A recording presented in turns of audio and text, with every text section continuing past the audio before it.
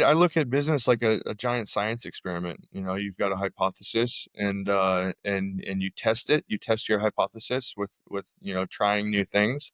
And when it doesn't work, you reassess what your hypothesis is, and try something else. And I've just been doing that for the last 5 years now. I just had an official valuation done on the business last week, and it turns out that I have had well, according to the valuation, 31 and a half times return on my initial investment into the business. Are you ready to think big and act bold? Then you are in the right place. This is Innovative Entrepreneurs, a podcast that will bring you the stories, insights, and tips from some of the most successful and innovative entrepreneurs in the world. I am your host, Erica Bailey, and I am here to help you start, scale, and sustain your own entrepreneurial journey. Let's get started. Hello, and welcome back to Innovative Entrepreneurs. I am your host, Erica Bailey, and as always, I like to start off with gratitude. I hope that we bring you some insights today that you find valuable, or maybe you get a laugh. I am joined by Brandon Mills today. He is the CEO of Total Promotion Company and a trailblazer in the promotional products industry. He is based in Las Vegas and proudly veteran-owned. Thank you very much for your service. Brandon has redefined what it means to build a bold, strategic brand. And you guys know how I get excited about that. From pioneering DTF film technology, I want to know about that, in Nevada, to crafting campaigns that deliver real impact. His journey from military service to a marketing powerhouse is nothing short of surprising. I've been geeking out on some of his stuff, so this is going to be fun. Let's dive in to his incredible journey and what it really takes to lead with innovation. Hi, welcome. Thank you, Brandon. I appreciate being here. Thank you for having me.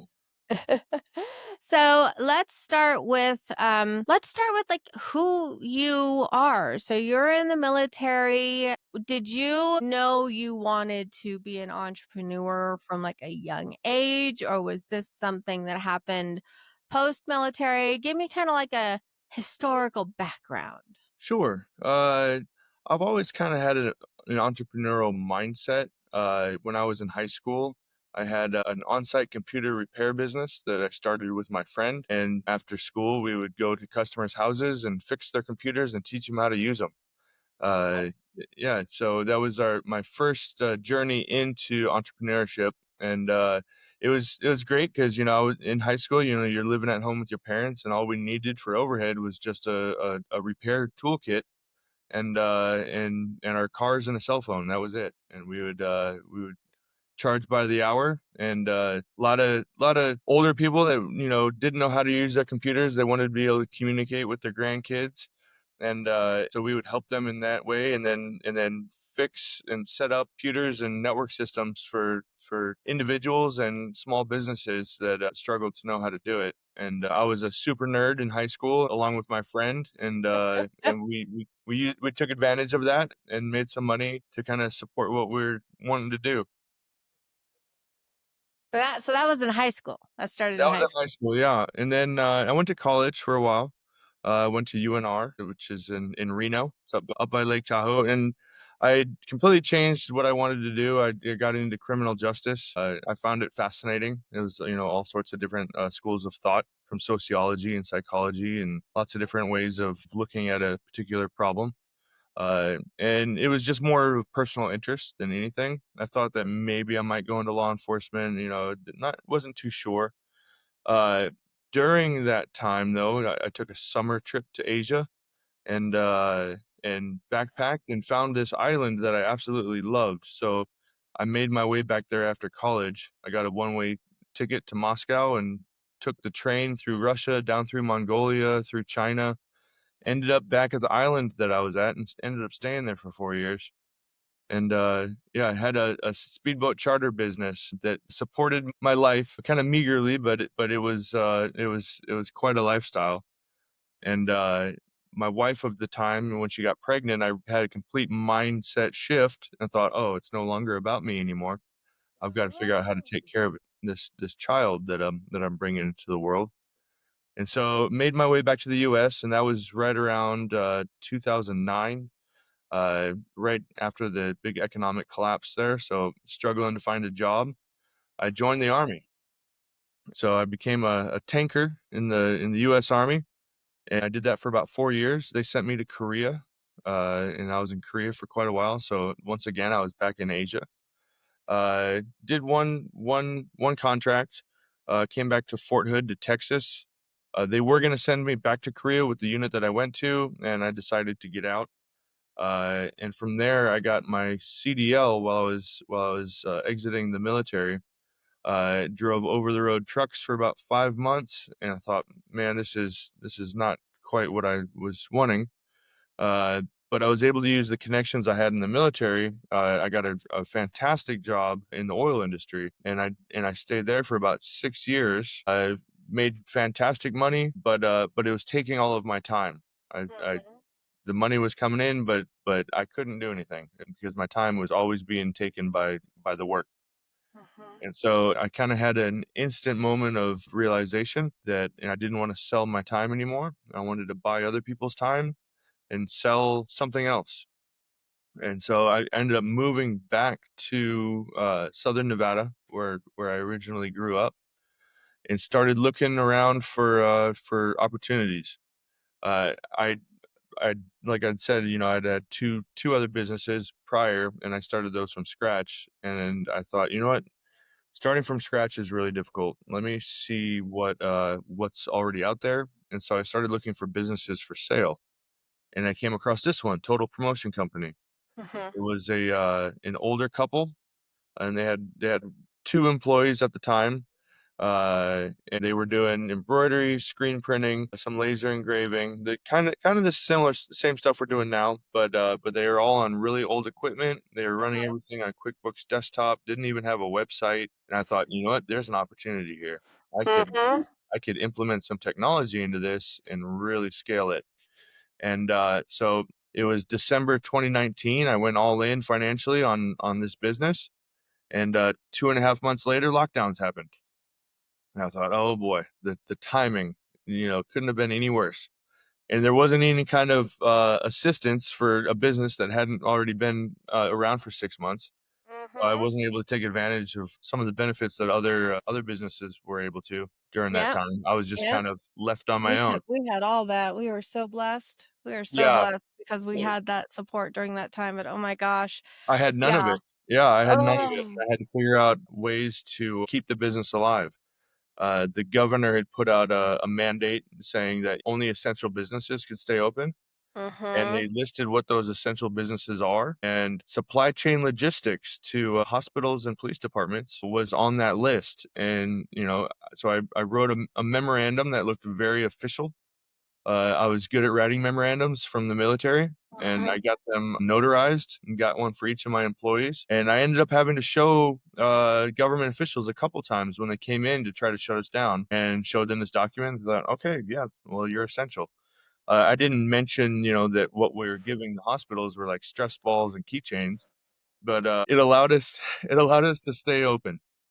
Uh, but it was very difficult to do business development during this time too. I had a Jeep that I had built up while I was in the oil industry. This beautiful Jeep that I had customized and turned into this rock crawler. And so I would go out with all these different groups to go play in the desert. And through that, I discovered networking, and business just started happening. You know, this person, has this business and they have this Jeep, and we would go out and go play, and then before you know it, we built a connection and a relationship, and business started flowing our way. We were very lean at the time. I couldn't really invest anything into the business because we weren't hardly making anything. It was very difficult time, but because we were able to stay open and stay the course, a lot of what would be our competitors went out of business. We were able to absorb a lot of clients that they had previously had. So now We've got networking, building relationships in new communities, and then absorbing clients from other shops that just weren't able to make it. And it was still difficult, but during that time, I started to implement some new systems and some new processes, some new technology into the business. We got some shop management software, got a good website going, started doing some e-commerce stuff, Hmm. and it started to grow. The shop that we were in, they were going to raise the rent on us after our lease was up, and so it was an opportunity for us to move into a better location. The location where we were at was pretty bad. It was a bad area of town, right next to a chop shop, and it just wasn't very professional. So we moved into this new shop. This is when I did a whole nother gamble and went all in on a new printing process. Ooh, And tell me about that. that's the direct to film print technology. And Ooh, okay. yeah, so Okay. we did this about 3 years ago. And what that is doing full color digital print onto any type of fabric. And what we've been able to do is, so we got rid of our screen printing equipment. We just couldn't keep up with the people that had autos. And I turned my competitors into clients. And so we wholesale to all the screen print shops and all the print shops around town, because it's a very difficult technology to use. But like I said, I'm a super nerd. So we figured out how to do it and do it well, and it has been the game changer in this scaling my business. We have definitely taken off since we moved locations and started with new printing technology. In fact, now we don't have a single piece of equipment from the original shop. We've upgraded everything, including the laser engraving, the embroidery, and then the digital print processes. And I've been able to hire, we were at three initially. My mom helped me with the embroidery. Yeah, she helped to Go weather. moms. Yeah, yeah. She helped to weather that storm when things were really tough, and I'm so blessed that she was so dedicated to helping the success of this business. And now we've got another embroiderer, and so she's able to officially retire. She comes in about once a month just to check on things, but To be she's mom. yep, and Yep. she's taking care of my dad, who's getting a bit older, and Mhm. it's getting he's in a lot of pain, and it's hard for him to move around. So her being more available to him definitely helps. And so during this whole time, I mean, I look at business like a giant science experiment. You've got a hypothesis, and you test it. You test your hypothesis with trying new things. And when it doesn't work, you reassess what your hypothesis is, and try something else. And I've just been doing that for the last 5 years now. So we're about 5.5 years into this business, and we have scaled it incredibly so. Just had an official valuation done on the business last week, and it turns out that I have had well, according to the valuation, 31 and a half times return on my initial investment into the business. 31 and a half time return? So, well, that's Wow. if I'm selling it, but I mean, but Well, I'm still, looking. I mean, Yeah, that's those are good numbers. those are very good numbers. In fact, it's even got me to the point of thinking about my next steps with strategy. Uh, Oh, okay. finding other businesses that were in similar situations like mine. There's a lot of boomers exiting the market right now, Mhm. uh, and their businesses are struggling because they haven't been able to adopt and adapt to new technology. And Mhm.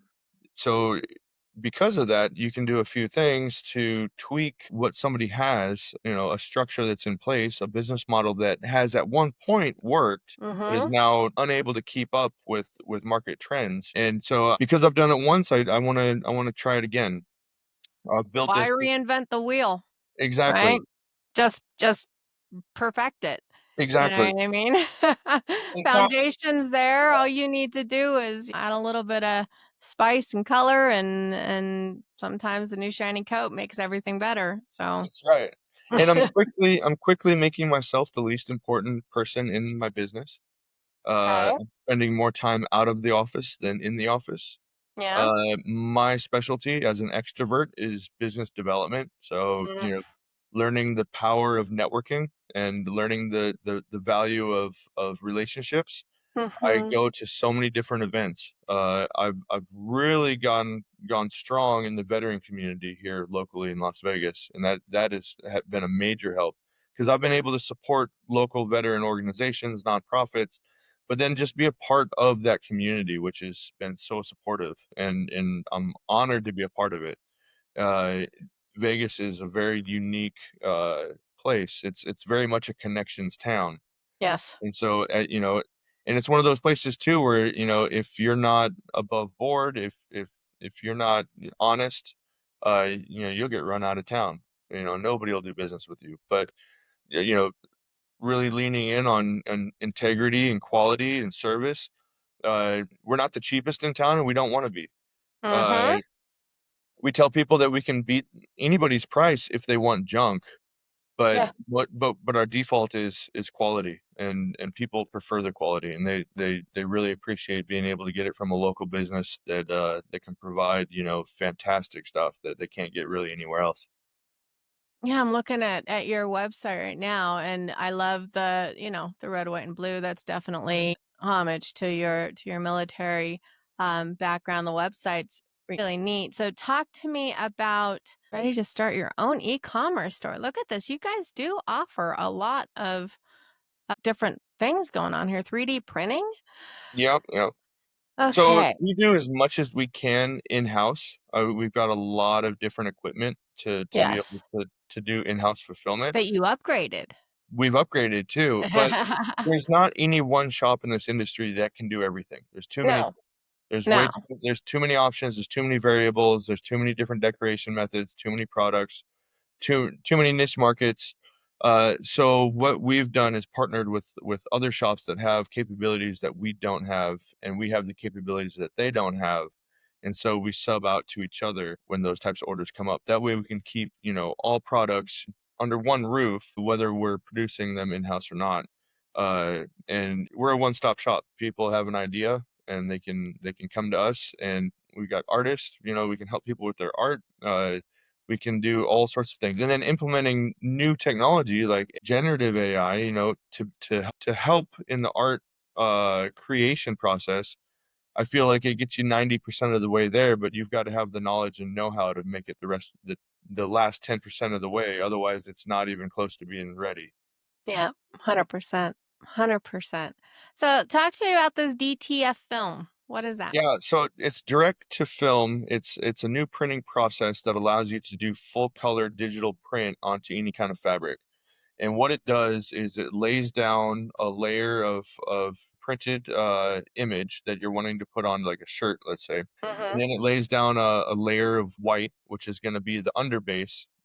In screen printing and anything where you're going to be putting color onto a dark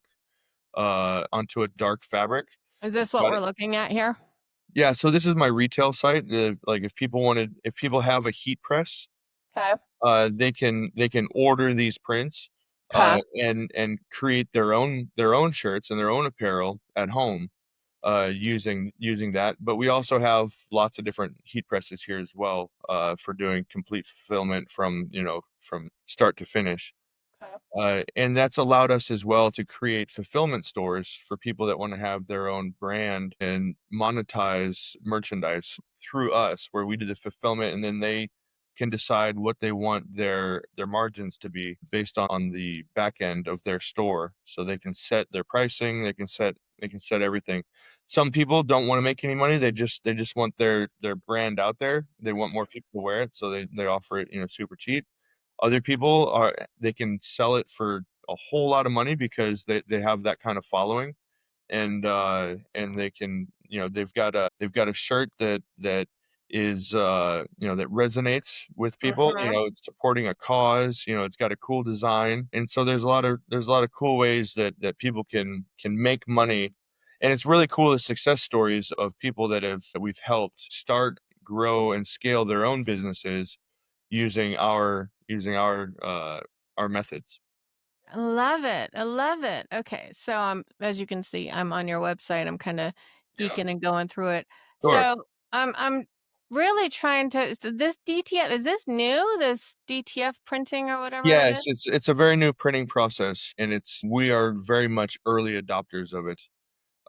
It's still fairly early. It's becoming more common, more people are becoming aware of it. In the beginning, we had to call them digital print because people, thought of transfers as being, Yeah. something that was pretty low quality, but this is a completely different product altogether. Applied the same way using a heat press. It's got a layer of adhesive and it binds to the fibers in the fabric Okay. and it's very, very high quality. It outlasts screen printing a lot of times. Uh, Really? it's being able to do full color with low quantities has made it to where, people can get whatever they want at any quantity, whereas before, if they had a shirt that had a lot of colors, for screen printing, each color has to have a screen set up, and Uh-huh. so you've gotta have minimum order quantities in order for that to be functional and to be able to I Makes guess. sense, Yeah. right? Because like, don't you have to pay, is it like per screen or Yep. something, for It's each quite a setup. color, right? Yeah, it's quite a setup, and we still do screen printing with, like, low color, high quantity shirts and Mhm, orders, mhm, 'cause financially, it makes a lot more sense. mhm. But this just allows more ability and more versatility when it comes to, being able to get exactly what you want, doing gradients and full colors. We can hit any color within the CMYK color spectrum. Oh, okay. So it kinda seems like you can really get down to, like, the nitty-gritty with brands and Oh, yeah. really make it so that their brand is, like, on point Well, it when makes their brand really stand out too, yeah, amongst yeah. their competitors when they're able to get exactly the image that they're wanting to, put onto apparel. And the great thing about apparel too is that it becomes a conversation piece. Somebody's wearing your thing, people start talking about it. It becomes a conversation piece for your own brand. Mhm, It's a walking billboard. And mhm. it's a great way to do brand awareness through apparel. I mean, it comes down to psychology. It used to be like 7 or 8 touch points before somebody started recognizing and understanding and knowing a brand. Now with all the noise in today's world, you see stuff everywhere, so now it's more like 13 touch points, and it's just one more touch point having it on apparel. But then we do all sorts of stuff too. So we do like full pop-up tents and tablecloths and backdrops. Okay, okay, Uh, okay. we specialize in branding, and then we do free brand consultation too. We want our customers to be able to market and have, I guess, very intentional branding and products that are gonna go to, who they're trying to target. Mhm, Last thing you want is for, you had a whole bunch of stuff done, last thing you want is for them to just throw it in the dumpster. You want mhm. them to put it on their desk. And there's no So value in that, man, right? So Like depending on who they're giving stuff out to or who they're selling to, we wanna come up with ideas that would be best suited to those markets, so that when somebody receives something, it's cherished and valued by the recipient and not just seen as a promo junk item that they throw away. sounds like you put a lot of thought into it. I've had to. Yeah. Yeah. And it seems like you're a lot of it, you're a self-taught, self-disciplined man. I mean, we're taught all the different, careers that you've had in your life, they all are about hard work, discipline, you just pushing through, do whatever do what you've gotta do to get it done. Um, It's all learning. It's yeah. all learning all the time. And if you have a desire to learn and apply that knowledge, entrepreneurship is definitely the way to go. You can definitely have a lot of failures. In fact, tons and tons of failures along the way. And you just do your best not to make it a catastrophic failure. And every time you have a failure, you learn from it. Going back to that giant science experiment, you learn from those mistakes on what works Mhm. and what doesn't. And you never try to make the same mistake twice. I like what you just said. I think people need to hear this again. The desire to learn and apply the Mhm. knowledge. We can all have a desire to learn. The difference between successful entrepreneurs, or I mean, just even entrepreneurs, but successful entrepreneurs and business owners, is applying that knowledge. You Right. have to actually put it to work, Yes. right? And I think that is what keeps people from taking that leap and, using that idea or taking what they learn and doing something bigger with it, is the fear to take that leap. Well, the I mean, fear to learn take and that leap apply. the fear to take that leap is a catastrophic failure in itself because nothing will happen.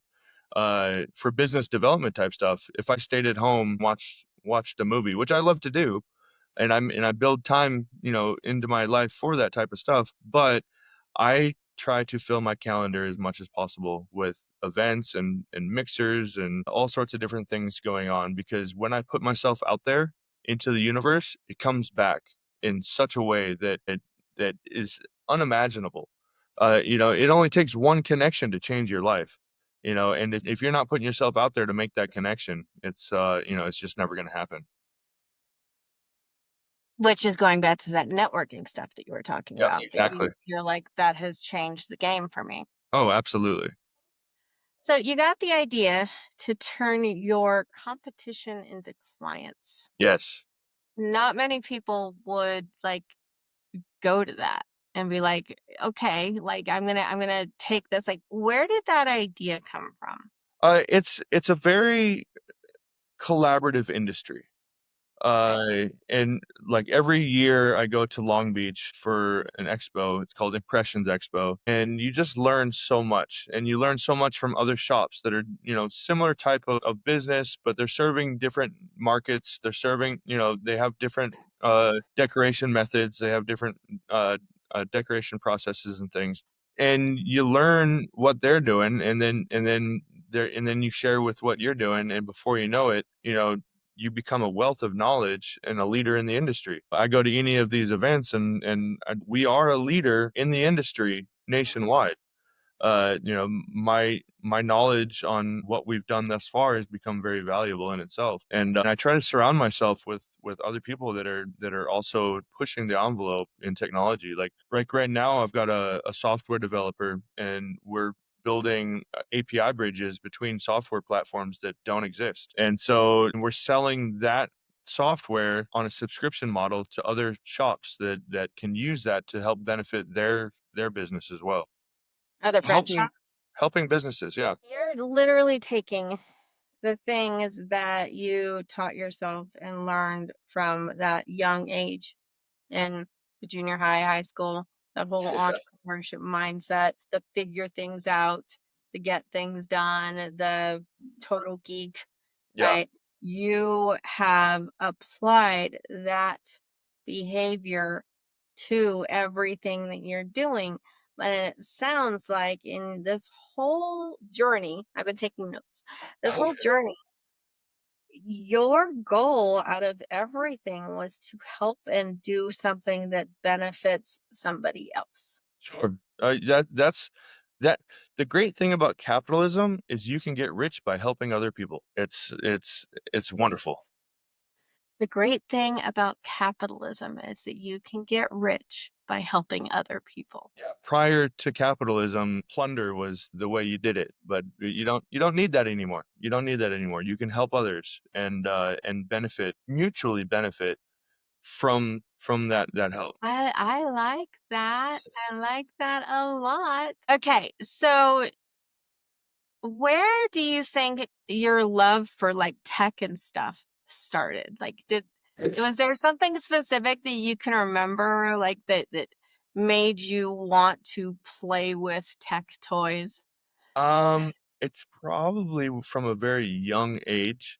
I remember my dad, like I was really little. It was probably in elementary school, and he had this computer, and there was a dial-up, and it had to call long distance to make a connection.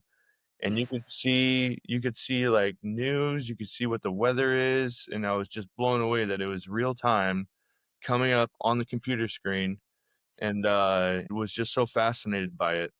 we moved to Southern Nevada when I was in middle school and got a computer and, just was so fascinated by it. And I just tinkered with it all the time. Build computers, change out the parts. And it was just a personal fascination of mine that I just thought it was so amazing that what you could do. I apologize. My staff is, they're screaming at each other across the way. So, Love it. Hey, it's all good. yeah, All good. I can even cut it out if I need to, but no, yeah, that's good. That means that they're passionate. Okay. yeah. They're not yelling at each other. They're yelling to each other from across the shop. Got to get it done. That's right. Um, it sounds like you were confident that you could do it from the beginning. No, No, no. really. Well, there's the fake it till you make it type thing. I know that I can figure it out. I'm confident in that. Uh, I mean, I feel like everything is still so fragile. Like I could still mess this thing up. Like it's one of those things where you get hit from left field and you don't know what's coming next. Like as of yesterday, 125% tariffs on products that we regularly buy from China. A lot of our consumables, things like that, and we're gonna figure it out. We'll see what needs to be done. But there's always something coming, and it's never a great time. You're never if you're waiting for the right time to start a business or buy a business, it's never a good time ever. You just do it. You just go ahead and do it. I didn't even think about the tariffs and how this is going to impact your business. Oh yeah, but Ask I've me I've been thinking I've been what you're thinking about thinking it. right now. Yeah, my thought, in fact, I'm thinking about putting an email out, is that explaining that prices might go up and that don't want to impact our customers as much and to share the burden of those price to where we both, the customer and myself, absorb half of the increase so that they are not the only ones having the burden of those costs increase. We're it I think that would be appreciated by most of our clients. It sucks what it is, and I don't know if I doubt they'll be permanent. It seems like more of a strategic move to try to get favorable terms, but nobody wins in a price war. There's only losers. So I really don't think that what our administration is doing in this way is good. There's other things that I do appreciate that they're doing. Oh, something else I forgot to mention. During 2022, I ran for state senate uh, as a libertarian to stand up for businesses that were being bullied by government for all the lockdowns that we all know now didn't do anything, and it was all for nothing. And what happened with that? Had a great experience, had a lot of support, met a whole lot of really good politicians and met a whole lot of really nasty ones. But now I have a fantastic network of people that are in government that I can just call up if I have an issue. And it's been a positive experience overall. And libertarians don't typically win elections, but they can shake things up. And that was my goal, is to shake things up and just use it as a platform to let everybody know where I stand on that particular issue. So, can you tell me, like you were saying, like I can mess this thing up tomorrow, like Hmm. that's an imposter syndrome. Talk about that a lot in my podcast, especially about how like ADHD, imposter syndrome, all these things that impact entrepreneurs are actually because we're more likely to become entrepreneurs if we have that ADHD mindset, but the imposter syndrome comes with it. Can you tell me about a time that maybe it defined your idea on business, or maybe like something that was pivotal, I can't say that word right now, moment in your life that really kind of um was an aha moment? Or, and do you know what I'm Yeah, asking? Yeah, in that aha moment was, when I was having some struggles with my ex-wife, and I was and she loved that I work in the oil industry because I was gone all the time and made a lot of money, and she didn't want me there, but she loved the money, and I thought, "You know what? I don't want to sell my time anymore." I valued freedom over money, and I've built a lot of freedom into my life now, and I cherish that. I see money as a tool and as a byproduct of creating value. So you need it. You need it. It's definitely, you gotta can't build a house without a hammer, but it's not the main goal. The money isn't the goal. It's freedom for me, and being able to do what I want when I want. That was the pivotal that was it was a mindset shift. Whereas before I was chasing dollars, and I realized that chasing dollars, I would never become rich. Because I was chasing dollars, I would never become rich. Talked about that chasing money, Yeah. right? Like when you're chasing money, you're not living your dream, right? So, um, if you can keep that mindset of, And I there's and I'm enough for doing stuff everybody, I'm doing it stuff comes right now that 5 years ago, if I would have known that I was gonna be at the level I'm at now, I thought, "Man, this is," it the money just comes when you do it right. And a week and a half ago, I bought a new vehicle, a fancy new sports car that has given me access into much higher net worth circles. And so it's, you know, going after clients that understand value. It's a whole lot easier having clients that they're more concerned about the time and quality than they are about the cost. And because we're not the cheapest and we don't want to be the cheapest, uh, those types of clients have been so much better to work with. to work with, because they understand the Yes. value. Right. They understand the value. I think more than just the value of the product, which is obviously it's the m- main thing because they're buying the product, but they're also buying value in you Sure. and in your company and in your brand and in your word, Hmm. right? Because when we're small businesses, small to medium sized businesses, right? Like the owners are still very actively involved, Sure. right? The founders are very actively involved. And so every single person that either is your staff or your clients, they're buying into you Yeah. because you're the one that is leading the charge that's creating this offer, whatever it is that their need is. So they're buying into you. And that starts, in my opinion, with the employee level of things. You have to make sure that you are treating your employees in a sense that they feel like they have ownership in it as well. They're We've buying into you, they're believing in you. And Mhm. once they are there, everything else will come to play because now your employees are not only your staff that you pay, but they're also brand ambassadors of you Yes.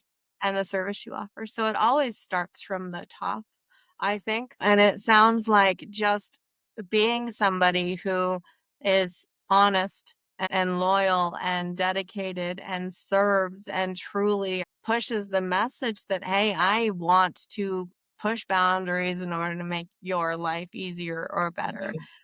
That's character that builds brand ambassadors. And I think people see that when they meet you. At least that's what I'm getting from here is like, Sure. I could do business. I would be a brand ambassador. I could do business with you for decades Yeah. because I know the type of person that you are, the one that's behind the logo, the person that's behind that brand name. Yeah. So I think that might be something that you have that is a differentiator, which is proving towards that success. Your differentiator, man. That's Sure. you, Brandon. We've built an incredible company culture. In fact, my embroiderer, she mentioned she because we've had a really slow Q1, and we've been spending more money than we've been making, which is typical. I've got 5 years of data to show that that's what happens. It's starting to pick back up again now. But the embroiderer said that I've got another job offer. It's more money, and they've got more benefits and things like that. She's like, but I don't want to go there. And she was like, but she wanted to not be a financial burden on the company. I thought, no, just hang out. It's fine. Uh-huh. Well, there's a lot of other stuff you can do, even though the embroidery machine isn't running. There's a whole lot of other stuff you can do. And I said, I totally get it. It's all up to you. But she wanted to stay for less money because she enjoys it. It's like a family. It's such a supportive organization, and I'm so blessed with each one of my staff. We make mistakes. And I try to, I don't really get upset with them with the first mistake. Uh, Uh-huh. it's because it's a learning process. If they make the same mistake over, that's when I start to get a little annoyed and perturbed. And, we've got to have a talk and be like, hey, you did this mistake already. Why is it still happening? We've got to fix that. But that goes back to, it's good to fail, but it's not good to fail the same way twice. And You fail so, forward. You yep, don't fail exactly. backward and just do it Exactly. all over again, trip over the same rock. And Like, you're stuff not learning if you're tripping over the same rock. Oh, yeah, and stuff happens all the time, and the industry that I'm in, there's so many variables, and one little mistake, one little oversight, one little attention to detail is everything, because one little mistake can ruin an entire order that we've now lost a lot of money, in an order, and, we've gotta figure out a way to climb back from that. It's attention to detail is huge, making sure the customer has exactly the information for them to approve it. Uh, Mhm. we've had customers approve things that were wrong and then come back and say, "Hey, this is wrong." And be like, "This is what you said. This is what you What you approved." signed up on. Right. Mhm. And then we'll still work with them and be like, "Hey, we'll redo it, but we can't redo it, for free after you said that this was what you wanted." And we've had to learn to implement those systems and those protections as well so that we don't get stuck with it all the time, because there's been times where we did exactly what the customer wanted, and then they had buyer's remorse afterwards because they didn't want it, and they're like, well, we get stuck with it. It's their mistake, not ours. And if it's the customer's mistake, it sucks. It happens. If it's our mistake, we'll replace it and repair it and make it right in any way we can. There's so many variables in every single project that we have. And I look at like each project almost like a military mission. Like, okay, here's all the information we have, and then this is the mission, is fulfilling this order, and Okay. and being very detail oriented when it comes to getting it done. So I'm gonna have to let you go here in just a little bit, but let's talk real quick about the strategic branding solutions, Mhm. because like we build brands. It's Yeah. a part of what we do with Iconic. We're actually used to be CWG Digital. Um, April 1st, we rebranded after 17 years. Mm. There's all sorts of reasons why, but I'm going to do a podcast about that soon. But like, what is it that you offer in terms of your strategic branding solutions? So, like, talk to me. If I was a client who needed this, like, talk me through that process. Yeah, so it depends on what your goals are. If you're building, let's say it's a new company, and you're coming up with a logo, you want something that's not going to be overcomplicated. Like you've seen my logo; it's very simple, very bold, says exactly what it is. Uh, it's You want to make it to where especially if you're going to be doing a lot of types of promo products and physical branding, you want the logo to be easily applied on any type of product. There's some logos are better than others when it comes to that stuff. We get some stuff that, and, they want something, and like, all right, you're overcomplicating your logo, you're putting too much stuff on it, and it's detracting from the message that you want to convey. It Uh, looks messy. Yeah. yeah. So, design is a big portion of it, especially in my industry because it is physical branding. So we deal with artwork all day, every day, and some are great, some are not so great. Some people have lots of really text, and then they want something embroidered, but they have really small text, and you're dealing in the physical world, with thread. So you've got to have it a certain minimum size in order for it to be legible on a t-shirt. Mm-hmm. So Yeah, we'll help people with their stuff too, and some people will send us stuff and be like, "Hey, in order for this to look right, we're gonna have to make adjustments to your logo." Like, "Oh, well, we don't want adjustments on our logo." Okay, well, then we're gonna have to do it a different way. Maybe embroidery is not the best decoration process for this. Digital print might be better. Oh, but we wanted embroidery. Okay, it's gonna look like crap, and then they get it, and it looks like crap, and we're like, "We told you." Find the solutions. I keep going back to this note that I took from what I get from you. Is like you have this way to just find a solution. The problem comes to you, and it's not, no, I don't know what to do, or, kind of stumble over things. It seems like anything comes your way that might be adversity or might, cause a struggle. You're like, no, we're just going to find a solution. Yeah. So when they come to you and their struggles with their branding or the promotional products, you're not just going to throw it up on something and send it to them and be like, oh, here you go. This is what you wanted. This is what you ordered. It Yeah. sounds like you really take that extra step and go that extra mile to identify what that is, Yeah, absolutely. and then Give tell them, suggestions. hey, we Yeah. need to solve this problem. Yeah, and for whatever reason too, like, we get a lot of people that they wait to the last minute, and those are always the toughest ones because, they've got it's Wednesday and they've got an event on Friday, and they need a whole bunch of stuff, and their artwork's not ready, and they don't have and then they don't respond when you need answers from them, and so, a lot of times, we have to either turn it down because it's just not possible, uh, Hmm. or or we gotta charge them a whole lot of money for people to stay after work and find the solution. Just find the solution. Wow, I've really enjoyed this conversation. I'm actually gonna reach out to you after this. Right. I need to get some stuff ordered for my new brand. Let's see. What do I want to ask? Okay. So, what daily habits or mindset practices keep you grounded and driven as a leader and an innovator? Mm.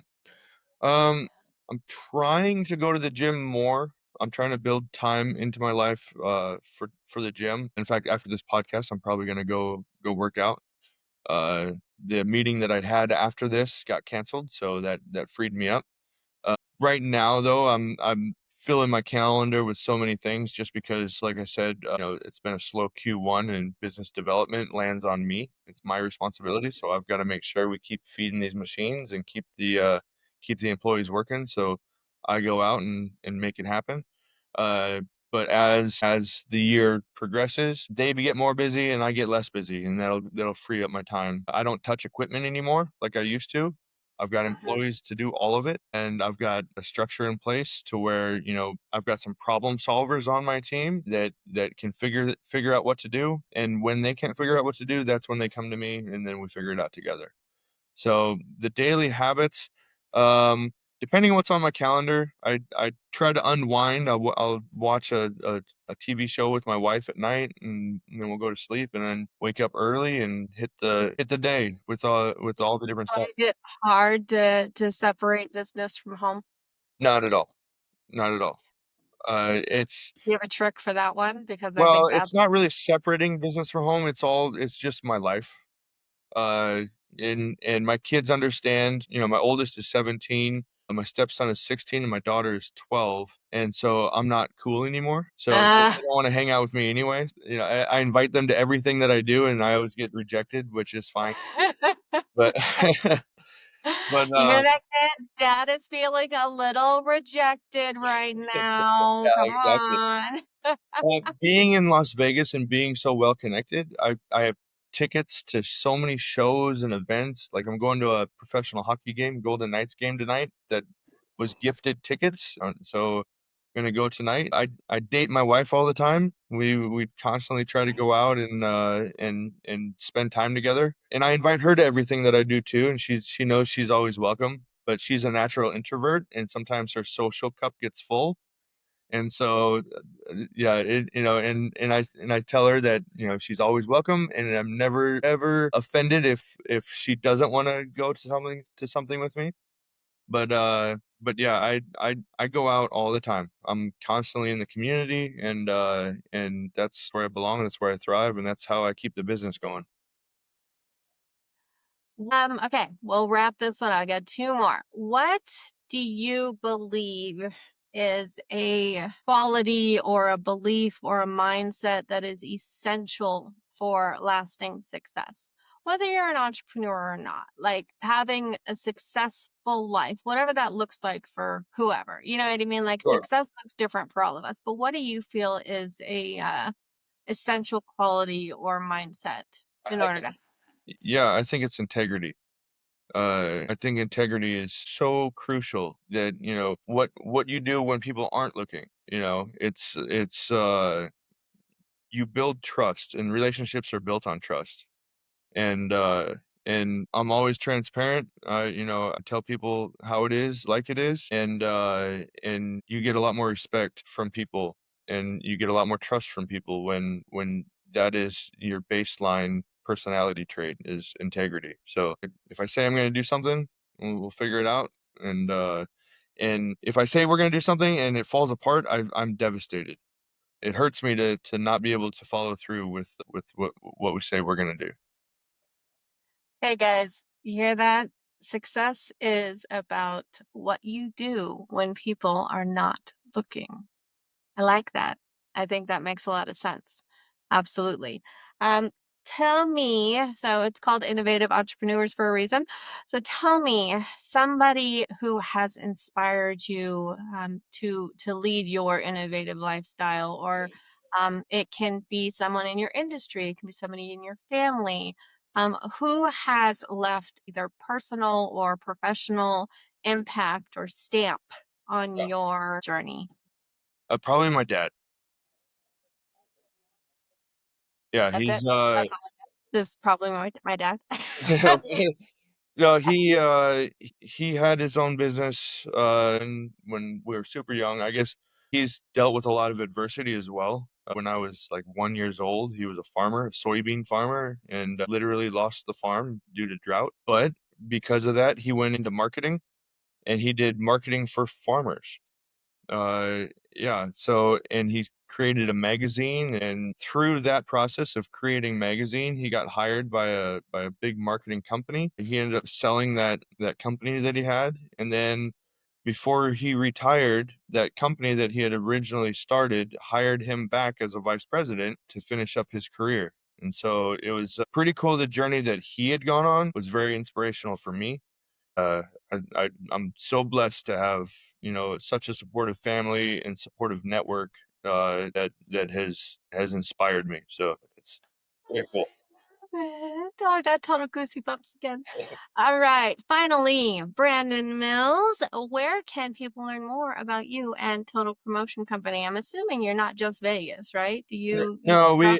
yeah, so Vegas is our biggest customer base.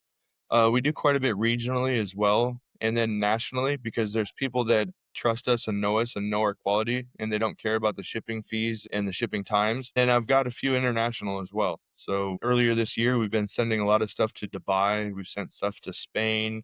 We've had a Belgium company that another cool thing that we're able to offer is, like, when people come out to Vegas for conventions, they have all the stuff produced here so that they don't have to have anything shipped, and then they just Oh, ship that's it one way. brilliant. Yep. So That's but just have it ready there yep, yep. or will you like take it to the hotel or the convention I center or typically do. I typically do if it's gonna be if it's a good size order, or a lot of times people want to come by and pick it up. They have a rental car or something, and they want to meet us and see our shop. And anybody that's watching this, if you're ever in Las Vegas, you're welcome to come by and see the shop. And I love Oh, to, that'd be fun. yeah, I love to meet new people from all over the place and collaborate and connect and learn from others. And it's always an open invite. Well, we'll make sure that all your links are in the show notes, but basically they can go to, is it totalproductioncompany.com? Totalpromotioncompany.com. Total Promotion Yeah, Company. totalpromotioncompany.com, and then sales at totalpromotioncompany.com if you're interested in ordering or having anything produced. If you want to talk to me directly, Brandon at totalpromotioncompany.com. I'll reply to emails as I can. Like I said, I'm not in the office as much as I used to be. I'm kind of all over the place, but yeah, I love Business. connecting with people. Wonderful. Well, thank you so much, Brandon. I'm so grateful for your time today. I really enjoyed this conversation. I feel like you offered a lot of value. Is there anything else that you want to share, or are we good to go? Oh, we're good to go. Yeah, yeah, the gym is on my mind now, so I've got All to go right. Well, take you care. better get there. That's right. All right. Thank you, everybody. Again, my name is Erica Bailey. I am your host. I'm here today with Brandon Mills of Total Promotion Company, and I hope you enjoyed the episode. Thank you so much, Erica. Wow, what a great episode. I hope you had as much fun as I did. If you want more of this goodness, make sure you subscribe so that you get notifications for future podcasts. And if you found value from this, please share it with others. You can visit our website at cwgdigital.com. This is Erica Bailey. I am your host, and I will see you next time.